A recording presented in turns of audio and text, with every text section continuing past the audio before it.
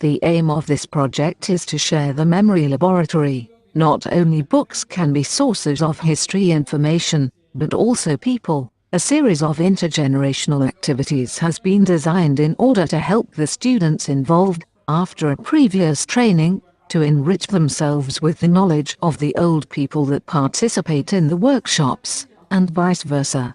The main purpose is to create an innovative and accessible methodology to teach and explore contemporary history. In this workshop, the main topic was the emigration from rural to urban areas.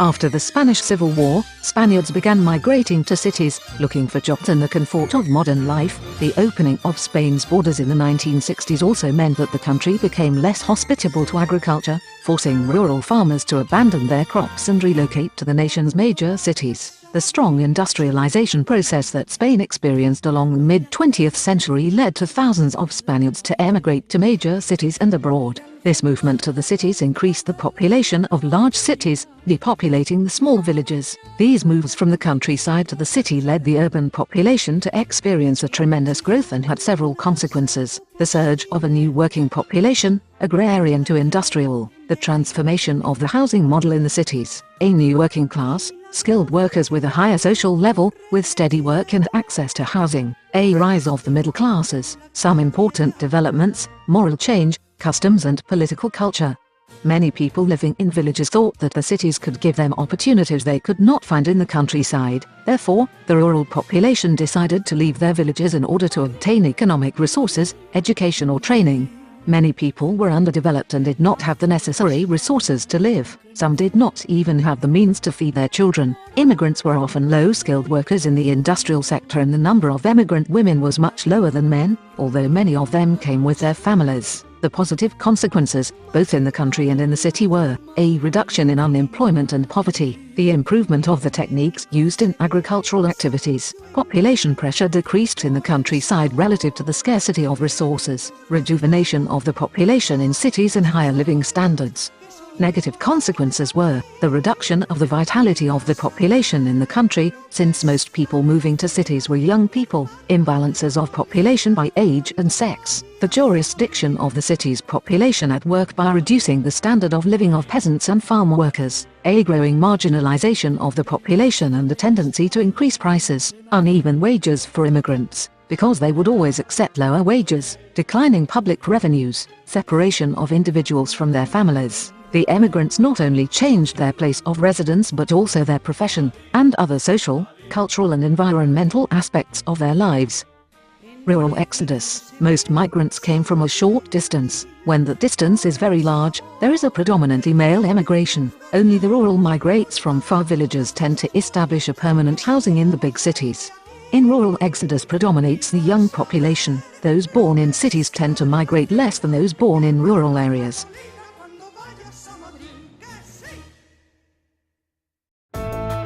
Training for students.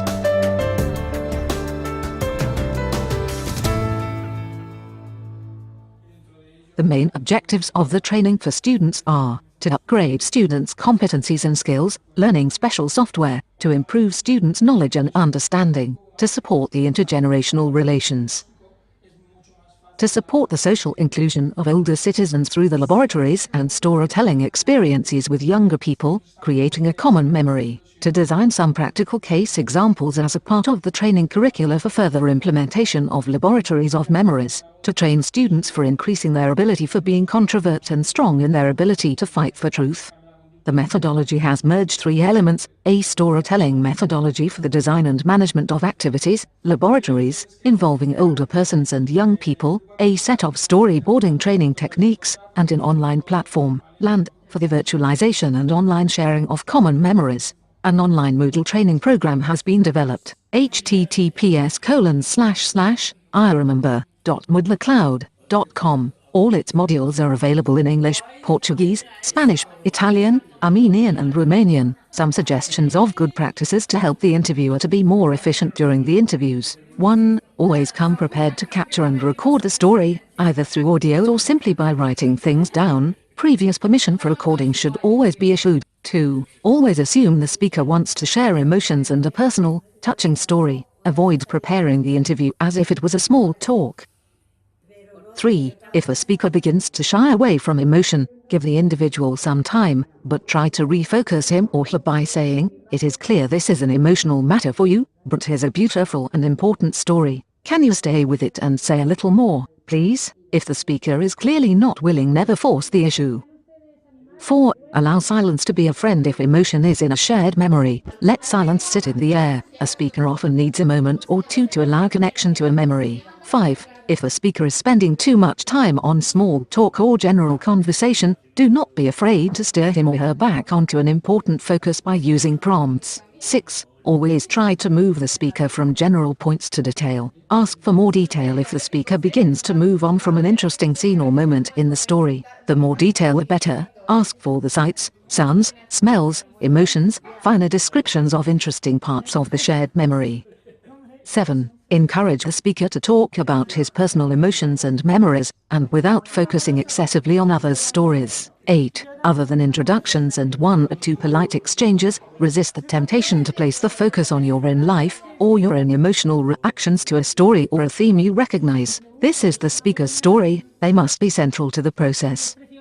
You may find more at the following links. 1. How to tell a story, video, https://www.youtube.com/watchv=moa8mufloq2. Great storytelling techniques, https://blog.udemy.com/storytelling techniques. 3. Create your story, podcast, http://createallifestorycom podcast storytelling skills technique. 4. Innovative storytelling methods. Tips for future laboratories. First, we think it is important not to start right directly with the interview, but with warm-up exercises in order to help the participants to remember. Secondly, do not plan a long interview before attending the laboratory. It's difficult to anticipate how participants are going to react. They can be either extremely talkative or quiet, so it is better to have many questions for preventing the second case.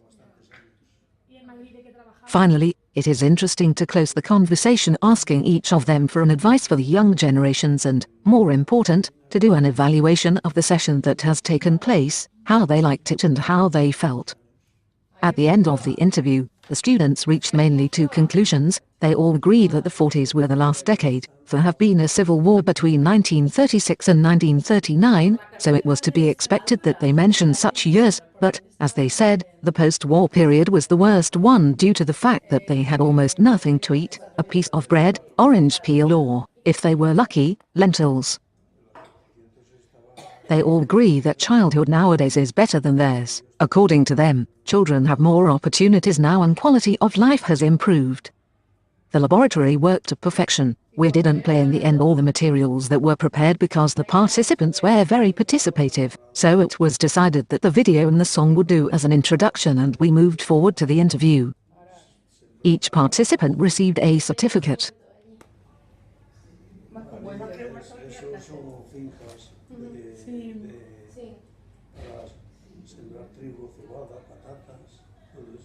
Y luego les vendían.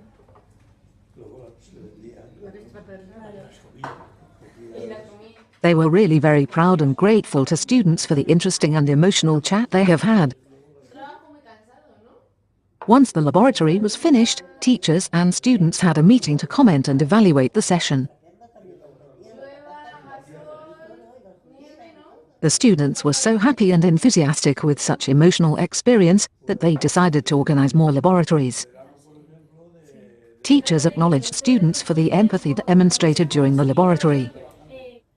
Students demonstrated maturity and they analyzed and valorized how these persons with many difficulties when they had their same ages, affronted life positively and have an enduring sense of what's important and essential, like friendship and family bonds.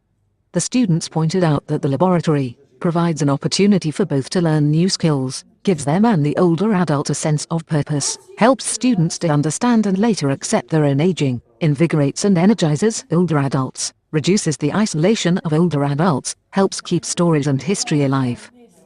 The adults explained the values which have guided their lives, so the students understood how important it is to have a clear frame of reference, and how important it is to live understanding the others, forgiving, loving, etc. Pues bueno, se trata de que ustedes nos cuenten un poco cómo ha sido la historia de su vida, cómo viven el siglo XX, a lo mejor si viven...